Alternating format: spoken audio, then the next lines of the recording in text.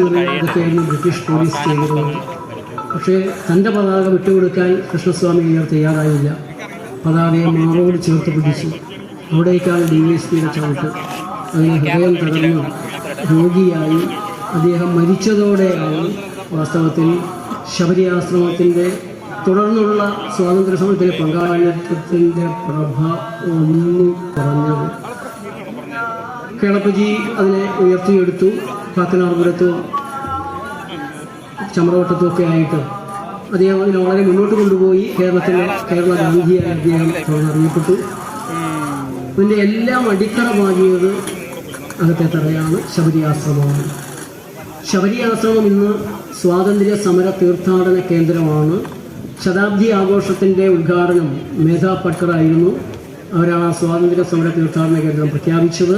തുടർന്ന് തുഷാർ ഗാന്ധിജിയുടെ ചെറുമകനായിട്ടുള്ള തുഷാർ ഗാന്ധി സ്വാതന്ത്ര്യ സമര തീർത്ഥാടനത്തിന്